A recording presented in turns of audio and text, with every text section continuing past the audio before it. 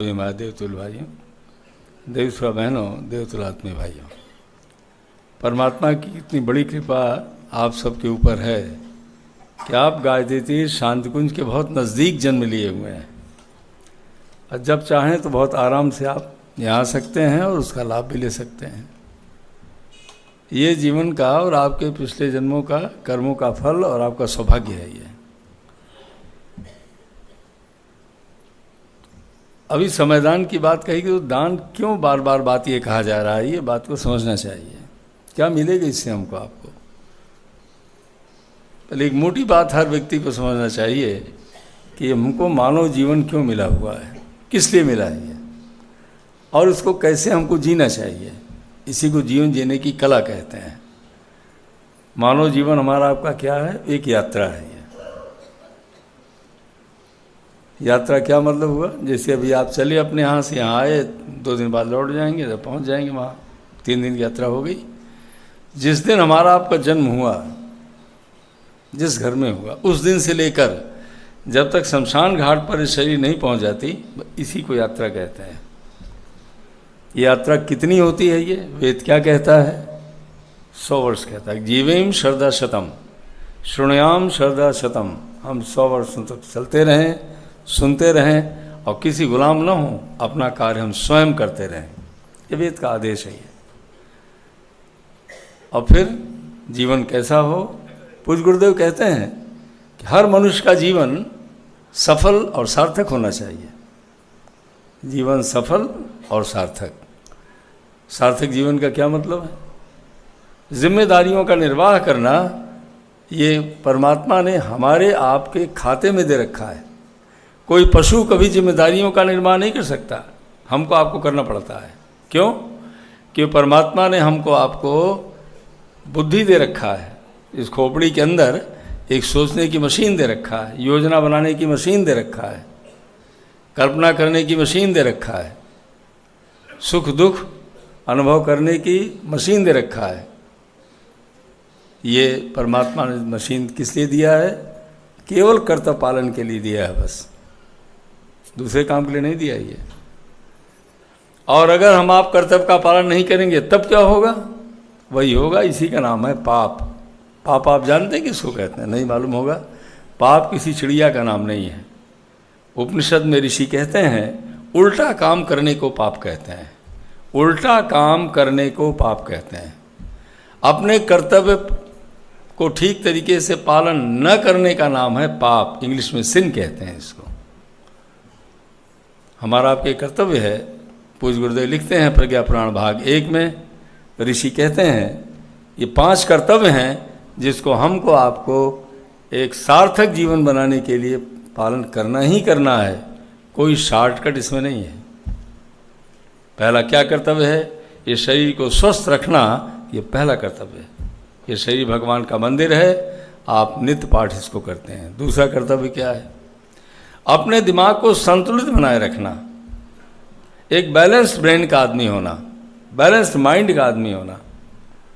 हर व्यक्ति के जीवन में ऊंचा और नीचा आता ही रहता है, लेकिन ऊंचा और नीचे में संतुलन को बनाए रखना ये मनुष्य का काम है, पशु का नहीं है ये।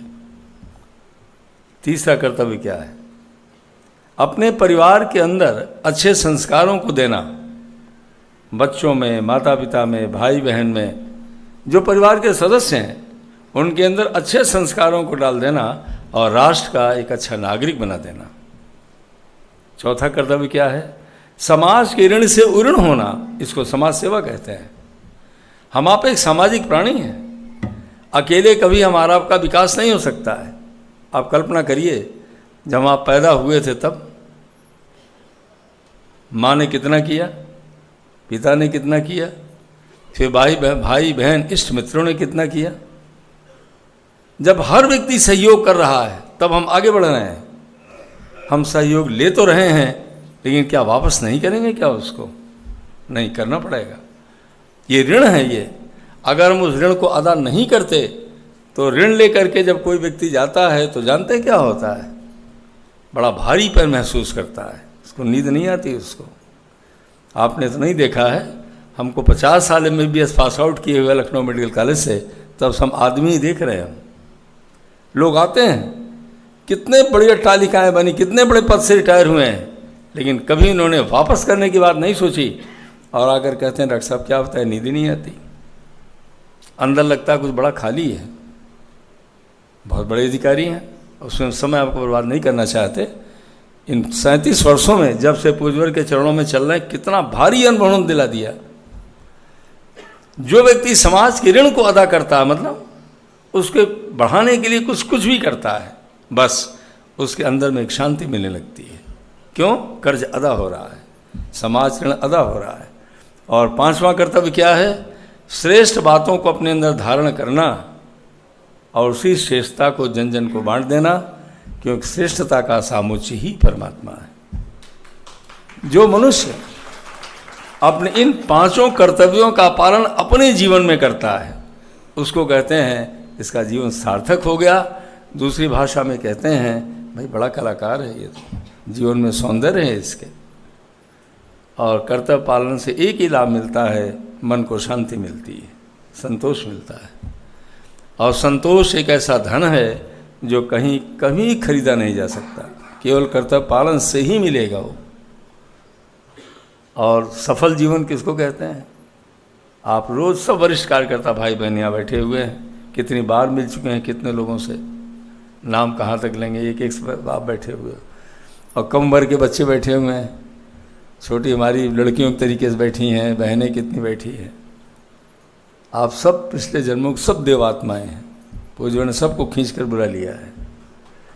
तो सफल जीवन का क्या मतलब मालूम है? ये पहचान लेना कि मैं शरीर नहीं हूँ, मैं एक चेतना हूँ, इसको आत्मज्ञान कहते हैं। जो रोज़ हम आप प्रार्थना करते हैं, मृत्यु और माँ अमृतम गमय, मृत्यु नहीं, आप हमको अमरता का बोध कराइए। माता जी कहते कि नहीं कहते, पूज्यवर कहते कि नहीं कहते, तमसो माँ ज्योतिर्गमय असतो माँ सद्गमय। माँ मतलब नहीं, मृत्यु और माँ अमृतम गमय। हे परमात्मा, मृत्यु नहीं, अमरता का बोध कराइए हमको आप। पूज्य गुरुदेव फिर लिखते हैं, किसी मनुष्य को अपने को शरीर समझना ये मृत्यु है, अपने को चेतना समझना यही अमरता है। कितनी सरल भाषा में गुरुदेव लिखते हैं। अरे शरीर तो पैदा हुए हम आप 8 पाउंड के थे कि नहीं थे, और अब आप देखिए बाल सफ़ेद है, सब बातें बदलती चली जाती हैं। लोग पुरानी फ़ोटो देखते हैं, कहते हैं डॉक्टर साहब आप ही की फ़ोटो है। अरे भाई किसी और की थोड़ी है ये। लेकिन जो जो उम्र बदलती जाएगी त्यों तो बदलाव प्रकृति का नियम है ये, उसको कौन रोक सकता है ये। पर एक ही चीज़ अमर है, वो क्या है? आंतरिक अनुभूति, जो कारण शरीर सुख शरीर से होती है। भगवान श्री कृष्ण ने अर्जुन को क्या दिखाया था? कोई अपनी शरीर थोड़ी दिखाया था, अंदर से उन्होंने बोध कराया था, उनके मन को बोध करा दिया था। जैसे कोई सपना देखता हो, उनके मन को उन्होंने दिखा दिया कि मैं विराट सत्ता हूँ।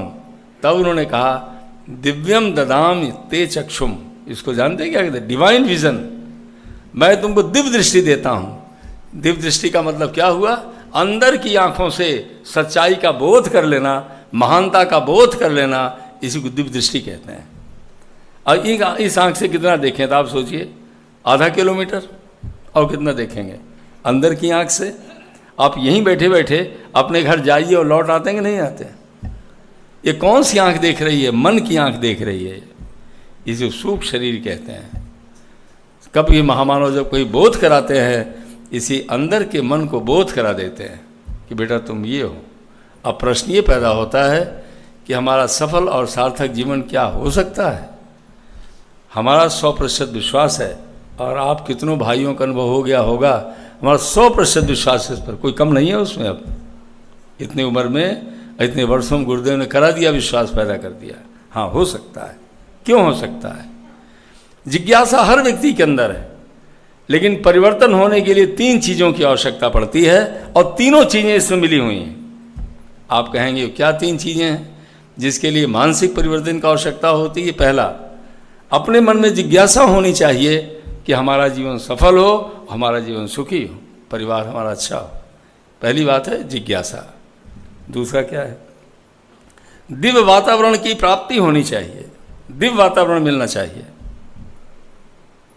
आप शांति कुंज बैठे हैं, दिव्य वातावरण में बैठे हैं, जहाँ आप यह करते हैं दिव्य वातावरण हो जाता है। जहाँ आप सामूहिक स्वाध्याय करते हैं, दिव्य वातावरण पैदा हो जाता है। तो दिव्य वातावरण मिलना चाहिए। दिव्य वातावरण का मतलब सेवा की भावना हो, सम्मान की भावना हो, सद्ज्ञान हो, कोई लोभ लालच न हो, पवित्रता मन के अंदर हो, आत्मीयता मन के अंदर हो। इन्हीं शब्दों को मिला दीजिए, इसी को दिव्य वातावरण कहते हैं। तो पूज्य लिखते हैं कि बेटा दिव्य वातावरण मिलना चाहिए। अब तीसरा क्या मिलना चाहिए? समर्थ गुरु का मार्गदर्शन। वातावरण तो बहुत अच्छा है, लेकिन हमको बताने वाला तो कोई है ही नहीं, तो आगे कैसे बढ़ेंगे? इच्छा तो बहुत है, मार्गदर्शन कौन करे? अब समर्थ गुरु का मार्गदर्शन। हम आप कितने भाग्यशाली हैं, हमको आपको समर्थ गुरु का मार्गदर्शन मिला हुआ है। आप कहेंगे समर्थ गुरु किसको कहते हैं? हम आपसे फार्मूला में बात कर रहे हैं, क्योंकि बहुत थके थकाए हो सब, और सब समझ जाओगे बात को, गुरुदेव समझा देंगे। समर्थ गुरु किसको कहते हैं? गुरु कहते हैं जो अंदर के अंधकार को दूर कर देता है, उसी को गुरु कहते हैं। समर्थ का मतलब जो शरीर के बाहर है, जो हमारे मन को पढ़ता रहता है, देखता रहता है, शरीर में भी नहीं है लेकिन हमारे मन को देखता रहता है, पढ़ता रहता है, और जैसी आवश्यकता पड़ती वैसा ही मार्गदर्शन और शक्ति दे करके मोड़ देता है और हमारा कल्याण हो जाता है। आप कहेंगे परम पूज्य गुरुदेव की शरीर तो नहीं है, फिर वो कैसे कर रहे हैं? वो आज श्रद्धेय अभी डॉक्टर साहब ने कहा ना 1988 का अखंड ज्योत थी। 1988 जनवरी महीने का अखंड ज्योत में पेज नंबर 29 के ऊपर पूज्य गुरुदेव लिखा है कि शरीर छोड़ने में ज़्यादा समय नहीं है ये, और ये कोई बड़ी घटना मेरे लिए नहीं है। ये शरीर छोड़ने के बाद क्षण भर के लिए मैं निराकार हो जाऊंगा, उस स्थिति से अपने को उबार लूँगा और अखंड ज्योत के, अखंड दीपक के ज्वलंत ज्योत में अपने को समाहित कर दूंगा। अखंड दीपक मेरी प्रतिमा होगी। पूज्य गुरुदेव की प्रतिमा क्या है? अखंड दीपक। अखंड दीपक मतलब सूर्य। सूर्य एक ही काम करता है, प्रकाश देता है, प्रेरणा देता है, जीवन देता है, दिशा को बदल देता है, और हमको आपको पोषण करता रहता है। ये सूर्य का काम है। ये सविता के 5 काम होते हैं। ये बहुत बार हमने वरिष्ठ कार्यकर्ताओं गोष्ठी में इसको बताया है, अभी खाली हम नाम बोल दे रहे हैं। सविता शक्ति क्या देते हैं हमको? आपको 5 चीज़ देते हैं। पहला उत्पादन, अच्छे अच्छे विचार पैदा करते रहते हैं। दूसरा पोषण करते हैं, उसको भोजन देते हैं। विचार तो पैदा हो गया लेकिन ताकत नहीं होगी, विचार चलेगा कैसे? पोषण भी करते हैं। तीसरा प्रकाश देते हैं। चौथा फिर प्रेरणा देते रहते हैं, ऐसे करो, ऐसे करो, ऐसे करो, और फिर परिवर्तन कर देते हैं। ये 5 काम पूज्य गुरुदेव कर रहे हैं। आप कहेंगे कैसे कर रहे हैं? उसी का नाम है परापश्यन्ति वाणी। उसी को टेलीपैथी कहते हैं। टेलीपैथिक मैसेज दे रहे हैं गुरुदेव। आप कहेंगे वो टेलीपैथिक मैसेज कैसे हमको मिलेगी? बस उसका एक ही रास्ता है। वो क्या रास्ता है? समयदान, समयदान, समयदान, समयदान। अब कोई रास्ता नहीं। आप कहेंगे क्यों? दान क्यों? तो आदिगुरु शंकराचार्य ने कहा है, दान मेकम कलो युगे। इस कलयुग में अगर कल्याण का कोई मार्ग है किसी मनुष्य के लिए, वो है दान। दान मेकम कलो युगे। परम पूज्य गुरुदेव गायत्री महाविज्ञान भाग 1 में लिखते हैं, दान आत्मा का भोजन है। दान आत्मा का भोजन है। ये आप कहेंगे आत्मा किसको कहते हैं? जहाँ पर सद्भावनाएं पैदा होती रहती हैं, सद्गुण जहाँ बैठे हैं, उसी को आत्मा कहते हैं। आत्मा मतलब रूह। आत्मा इंग्लिश को स्पिरिट कहते हैं, संस्कृत में आत्मा उसको कहते हैं। आत्मा का मतलब जिसके कारण हम आज जिंदा हैं, इनर सेल्फ। आप अपने मन को देखिए, इच्छा हमारे आगमन पैदा होती है, होती इच्छा सब मन में, वो मन के द्वारा पैदा इच्छा होती है। कोई भी इच्छा पैदा हुई, बुद्धि उसमें विचार करती है इसको कैसे किया जाए। जैसे भी पानी पीना है, इच्छा होती है, लेकिन ये पानी साफ है कि नहीं है, ठंडा है कि गर्म है, पिए कि न पिए, ये बातें जो पैदा हो रही हैं मन के अंदर, ये मन नहीं कर रहा, ये बुद्धि इसको पैदा कर रही है। कितना पिए और कब करें हम आप मन और बुद्धि थोड़ी है ये। इसके अंदर जो और चीज़ पैदा हो रही है जिसके नाते हम आप यहाँ आए, वो क्या है? दान देना चाहिए, सम्मान करना चाहिए, सही में जीवन जीना चाहिए, पवित्र होना चाहिए, आत्मीयता का भाव रखना चाहिए, प्रेम करना चाहिए। ये कोई इच्छा थोड़ी हो रही है, ये तो अंदर ही पैदा हो रही नहीं है। प्रेम अगर उदारता नहीं होगी तो सेवा क्यों करेंगे आप? अगर संवेदना मन में नहीं आएगी तो आप सेवा करेंगे कभी? कभी नहीं सेवा कर सकते आप। संवेदना परमात्मा का गुण है ये। इसलिए आप जब किसी दुखी को देखते हैं तो मन अपने आप आ जाता है, इनकी मदद करनी चाहिए। इसी का नाम है संवेदना। लेकिन ये संवेदना क्रियान्वित कैसे होगी? जब कुछ करेंगे तब। और संवेदना क्या है?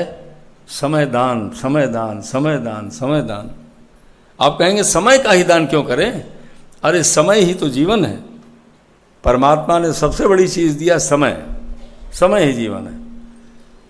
समय देने जानते हैं क्या मतलब है? आपने अपना प्रतिभा दे दिया, आपने अपना प्रभाव दे दिया, आपने अपना ज्ञान दे दिया, आपने अपना साधन लगा, जो कुछ आपके पास है सब आपने लगा दिया केवल समय देने से।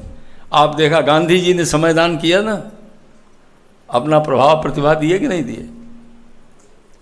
जिस समय डॉक्टर राजेंद्र प्रसाद से लेकर के और डॉक्टर रफ़ी अहमद किदवई से लेकर के क्या किए सब ये प्रभाव और प्रतिभा समय दे दिए। प्रभाव चलने लगा, प्रतिभा चलने लगी। जहाँ खड़े होते थे 50 आदमी आ जाते थे, और समय ही न देते तो कुछ न होता। वो आज महाकाल हमको आपको किस लिए बुला रहे हैं? कितना बड़ा सौभाग्य हमारा आपका है कि बेटा परिवर्तन परमात्मा स्वयं कर रहा है। और साक्षात गायत्री माता के रूप पूज्य गुरुदेव अवतरित हुए इस पृथ्वी के ऊपर। इसलिए उनका कोई स्वरूप नहीं है, प्रखर प्रज्ञा लिखा हुआ है। वो एक ही चीज़ चाहते हैं, आप हमारे भागीदार बन जाइए बस। भागीदार कैसे बनेंगे? समय देने से। आप कहें क्या मिलेगा उससे? दान से क्या मिलेगा? आज की सबसे बड़ी तपस्या है। पूज्य गुरुदेव क्या लिखते हैं? अगर गायत्री महाविज्ञान भाग 3 आपने पढ़ा होगा तो पहले ही अन्नमय कोश की साधना पूज्य गुरुदेव अंत में लिखते हैं, बेटा आज की तपस्या वो तपस्या है जो पहले नहीं की जाती, जो इस समय की जा सकती है। पहले वाली तपस्याएं आज नहीं कभी की जा सकती हैं। क्यों? आदमी का शरीर कमज़ोर हो चुका है, परिस्थितियां बदल चुकी हैं, प्रकृति बदल चुकी है। तो गुरुदेव लिखते हैं आज की तपस्या क्या है। पहला लिखते हैं ज्ञान का प्रचार। ज्ञान का प्रचार ये तपस्या है आज की। दूसरा गुरुदेव जी क्या लिखते हैं? स्वाध्याय करना। तीसरा क्या कहते हैं? इंद्रियों का संयम। चौथा क्या कहते हैं? दान देना। ये आज की तपस्या है। आज किसी से मांगिए, आप कहें साहब समय नहीं है। कोई समय देने पर तैयार होता है? हाँ पैसा ले जाइए, समय नहीं। तो हुआ कि नहीं हुआ तपस्या? आज का इंद्रिय संयम करना कितना मुश्किल काम है। स्वाध्याय के लिए आप कहते हैं कोई करता है जल्दी? ये मन नहीं लगता। आज की यही तपस्या है। तो आप साक्षात देवता हैं। आप कहेंगे आज परम पूज्य गुरुदेव जो समय दान के लिए हमको आपको बुलाया है और हम आप दे रहे हैं। हम यहाँ बैठे हुए जब पूज्य गुरुदेव ने अपने प्रवचन में कहा 1981 में, जहाँ बैठे हम भी बैठे थे। 15 दिन की छुट्टी लेकर हम आए थे। सुल्तानपुर जिला अस्पताल में पोस्टेड थे उस समय। तो पूज्य ने कहा कोई है जो हमारे विचारों को दे सके?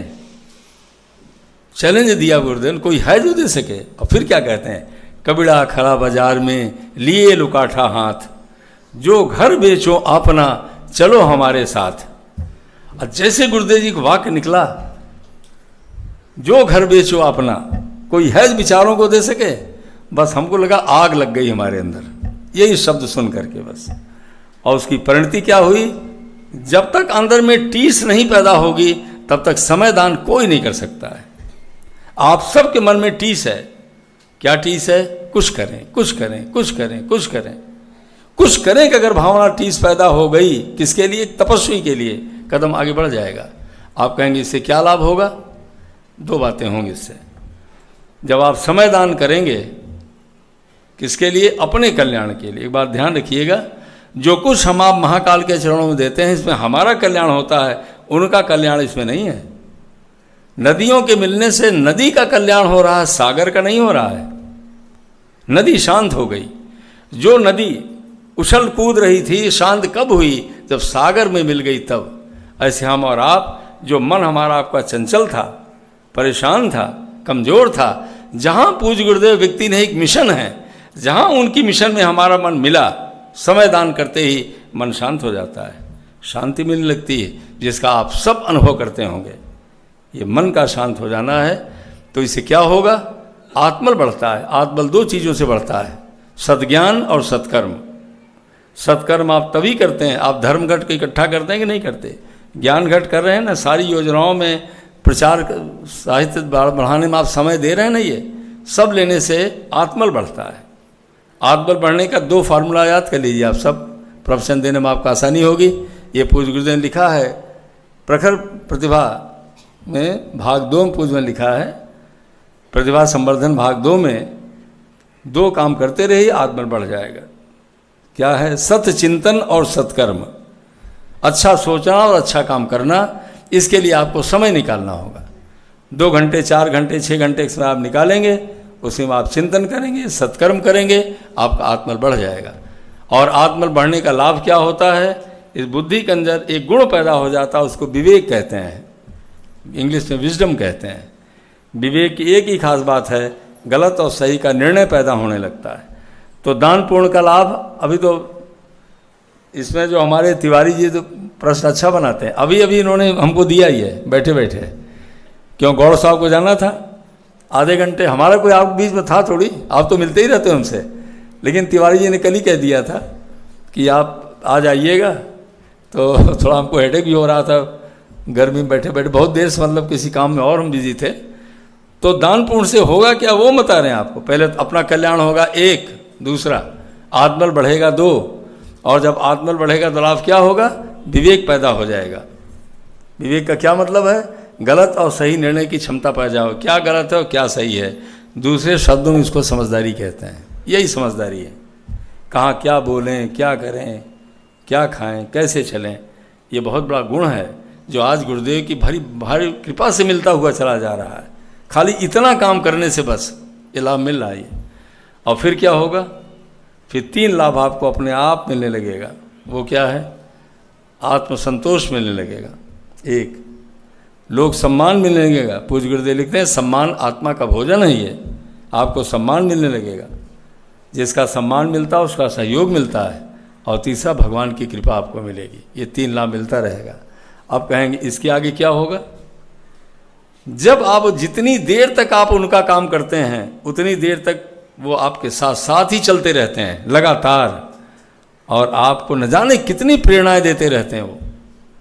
अगर आप अपनी डायरी रखें तो आप उस डायरी में नोट कर सकते हैं आज हमको अंदर से क्या प्रेरणा मिली, क्या ज्ञान मिला। नोट कर लीजिए, नहीं आदमी भूल जाता है उसको, हम तो हमेशा नोट कर लेते हैं, हर क्षण देते रहते हैं वो। और जानते हैं अंत में क्या हो जाएगा? जो पूज्य गुरुदेव की एक बात याद रखिएगा, इसी का कर समाप्त कर देंगे। क्या हो जाएगा फिर? जो गुरुदेव ने कहा बेटा तुम तो हमारा काम करते चलना, हम तुम्हारा काम करते चले जाएंगे। फिर आप कहेंगे तब क्या होगा? अरे बेटी की शादी है, लड़के की नौकरी है, स्वास्थ्य है, दुनिया की समस्याएं हैं जो हम आप नहीं कर सकते थे, वो करते अपनी तपस्या से चले जाएंगे। क्योंकि पूज्य गुरुदेव ने कहा है कि बेटा तुम भगवान का काम करते जाना, मेरी तपस्या, ये गुरुदेव का शब्द है कि गुरुदेव कह रहे हैं मेरी तपस्या और मेरा यश और मेरा पुण्य, 3 चीज़ें हैं। मेरी तपस्या, गुरुदेव कह रहे हैं मेरी तपस्या, मेरा यश और मेरा पुण्य तुम्हारे पीछे पीछे चलता रहेगा और तुमको और तुम्हारे परिवार को लगातार आगे बढ़ाता जाएगा।